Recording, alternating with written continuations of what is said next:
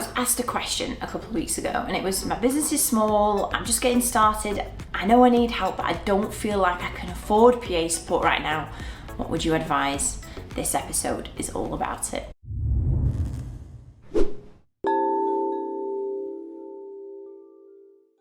Welcome to episode 253 of my TV. My name is Emma Mills and I help business owners go from solopreneur right through that messy middle of getting a thriving, ambitious team around them. And today's episode is all about when you're at that beginning of solopreneur or a small business, or maybe not so long since started, or maybe you've been in business for years and you still haven't got any help, and you're thinking, well, actually, I don't feel like I can afford it. I know I'd really love to have it, but I'm already doing everything myself. I just don't quite know how I'm going to afford to pay someone else. When's the right time to get support? And this was triggered from a webinar that I was on a couple of weeks ago. I was delivering a session around about the key principles of time management, productivity. At the end, there was a Q&A.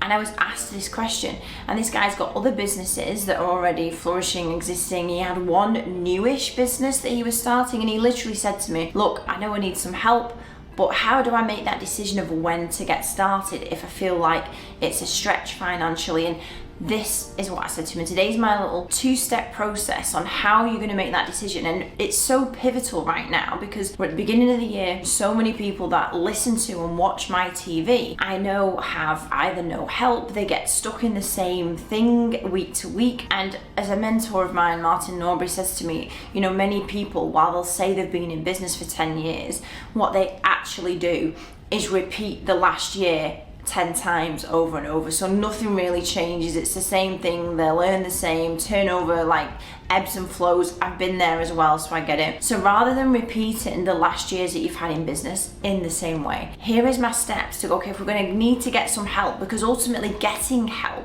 is the key to leverage your time, and leveraging your time is the one way you can get more stuff done, more revenue build, more customers touched and spoken to, not physically touched, more leads followed up, more phone calls answered, like doubling, tripling, quadrupling your time in the day of all the things you're doing now is going to help you to create the business you want, because this is what 2024 should be about for you. What does the business look like that I want? It doesn't look like working till 10 every night. It doesn't look like sitting in the car catching up on emails or phone calls. It doesn't look like using Saturday as admin day. I feel like, this is if Saturday is your admin day, something is going amiss in your business, and that planning and leverage and help can be put in place to help you.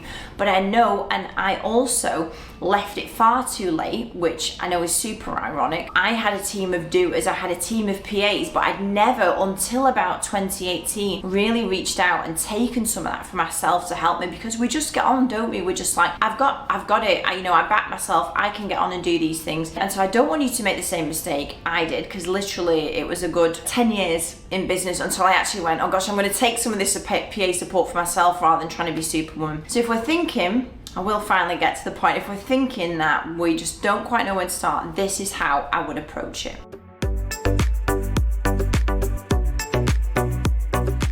Getting some stuff done beats getting everything done perfectly. So I would use that mantra, as Daniel Priest would say, prolific beats perfect, in terms of using an outsourced VA, like in the Far East on Upwork.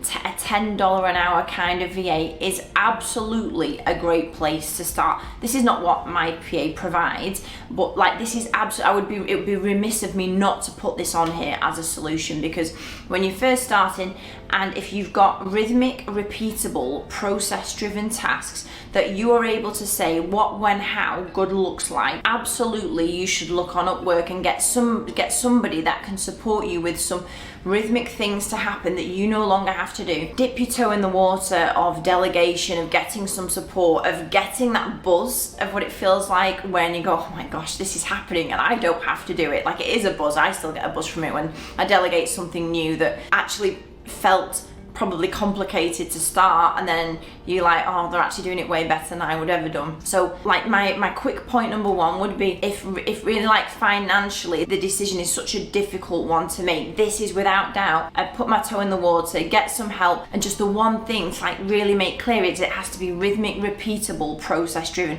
because you will have to give exactly the framework of what it looks like. So it's a bit more, it's more time, it's more energy from you, it's you saying, please do this like this. You're not expecting them to come back with decision making, with suggestions, with, well, I've done this, I've improved that. This is just a kind of, it is what it says on the box. Please do A, B, and C on these dates at these times every week. This is what step one's like. So it would be, I would be missing out that if I was not to say, I would definitely give this a whirl. But in terms of my option two, which is intelligent exec PA support, like having somebody by your side who can suggest things, can work with you on stuff, can do things better than you, it removes that loneliness factor of it feeling like it's all on your, I don't mean from a friendship perspective, I mean it's all on your shoulders. Like, this is for me one of the biggest things to solve in entrepreneurship.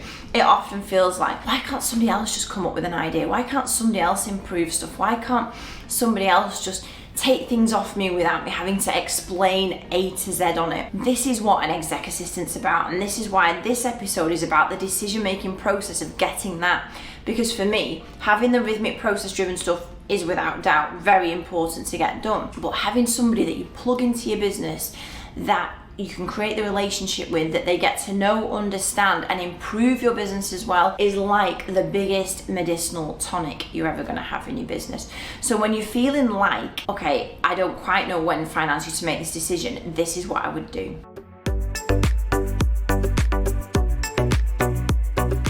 So you're thinking about getting a switched on exec utopia PA support that I talk about so much, and most often PA companies will charge by the hour. Not all, some do it by what they are doing for you. But let's say, just for the purpose of my example here, they charge by the hour, and you say, okay, I'm going to commit to 10 hours a month of support. The first thing you should do to make this decision like financially sound in your head, and to make sure that financially it is sound, that the business can afford it, whatever time you commit to, in this case 10 hours, I want you over the next month to mark in 10 hours of time into your business. So it might be that you mark out 2 5-hour slots on 2 Fridays in the month. You might do an hour every day. There's generally 20 working days in the month, so you might do an hour every other day. I want you to mark out this time that you've bought from your assistant, 10 hours. I want you to mark it out in your own diary, and I want these 10 hours to be the commit to yourself, to make the agreement with yourself that these are going to be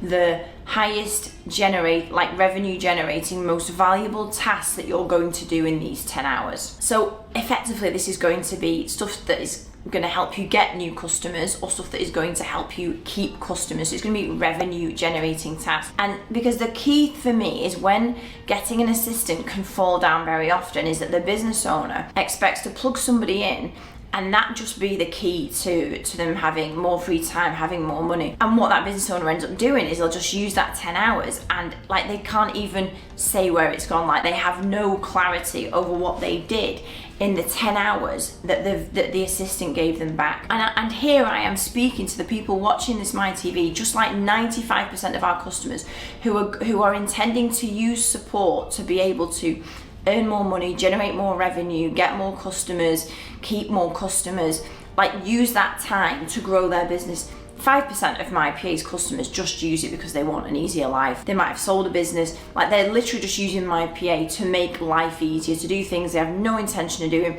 It's not about the exchange of time for more money. But 95% of our customers, this is what the vibe is about. It's about, okay, I'm gonna give you these tasks so I get this time back. Like this is the really simple equation. I'm gonna give you this so I get this time back. And then what you do in that time is the absolute key, because unless you're in a situation where it doesn't matter if the money you spend on that doesn't really have a return, you just get more free time, then that's fine. But if we're in this situation where like, I really need this to generate me more stuff, it feels like a bit of a squeeze already. The commitment to yourself is however much time your VA is doing across the month. Schedule that time into your diary and make sure it is the most lucrative, valuable, highest revenue generating stuff. And what I will have on this episode, because you might go, okay, well, what is that? I'm going to have a little download for you with some ideas of all the things to do in these scheduled in hours. And what I'm talking about here is the focus time that I talk about so much, is the time in your business that's not interrupted, that's dedicated to doing the good stuff, to growing, to making your customers happy, to following up on the leads that are sat in your business that you haven't properly followed up on, to getting more customers and revenue your way. Because if you can categorically say that this person has taken 10 hours of the lower value stuff off me, and I am getting 10 hours back here in my diary, and I'm gonna for hella just schedule in that I am getting good shit done in this time, the equation will work out and the revenue and the customers will come from it to make this like a more validated decision for you, because you know that they're getting on over there doing that, and you've got this time back that you know specifically you're going to get stuff done in. Where it falls is if you're just kind of letting that time fritter away. My second way to deal with this, and it's very similar to the first, if for example you're paying your PA company or exec assistant £400 a month, £500 a month for just ease of maths, if say your hourly rate for you to earn what you want to earn needs to be £100 an hour, I'm scheduling in these 5 hours in my diary, I'm scheduling them in as £100 per hours. This is what the title is in them, and you're turning up to it and you're going, okay Emma, this is £100 per hour here, task. What does that look like? What am I doing? And not only does it enable you, it forces you to do better thinking. And for people watching this going, do you know what, I don't want a massive business, I'm happy for it to be more of a lifestyle, me, my team. That, I totally get that, and this is still super relevant here, because most people can't earn what they really want to earn or have the life and business they want just doing every single thing themselves. So here I'm going, okay, well, I'm going to commit to £500 a month of PA support. I need to generate £100 an hour to live the life and earn the money I want. So I've got 5 hours going in the diary. My first one's on Friday at 3 o'clock. I need to turn up to that 3 p.m. Friday session ready to do a task that's going to generate me £100. And I don't mean by actually delivering, it could potentially be delivering the service. You might use that time to schedule in 5 more billable hour clients, and there's your £500. But it might also be, right, I said I would write an email to my list saying I've got 4 slots open next month to earn some more money. I might email my clients asking for Google reviews and could we get a case study from it, and then I'm going to send that to my list so that they know what a good job we'd and we start thinking through what is the really good stuff to be doing in my £100 per hour slot that I turn up to at 3 p.m. on a Friday. So if you're in any way thinking about, I just don't quite know when to get started, the onus is on you as well to make the time you get back work financially well for your business. That, for me, makes the decision so much easier. You can go, okay, in January 2024, I want to really make my business into the business I dreamed of. I'm going to commit to some support, but on the flip side, I'm going to schedule that time into my diary and turn up to that hour doing really freaking good stuff that's going to make your business more profitable, or better reputation, or more leads, or more converted sales. And there will be a download with this with some ideas of what I would schedule into my £100 per hour sessions that I'm scheduling into my calendar. It's the beginning of 2024. This year, we've all got the same amount of time this year, and what will differentiate those from who are happy about what's happened in 12 months time is for sure the way and how they schedule their time and what they get done in it. This person can be sat there just kind of flicking through emails, chasing invoices and responding to every reactive thing that comes in, and this person can finish 12 months later being totally proactive, having people around them that can help and actually focusing on what they do best in their business. And I really, really want you to be this person. Any questions at all, as always, hit me up, send me a reply. I'm here to help, and I hope this week's episode gets your head out of the dirt for the whole of 24 and into the clouds, and I'll see you next week. See you then. Bye bye.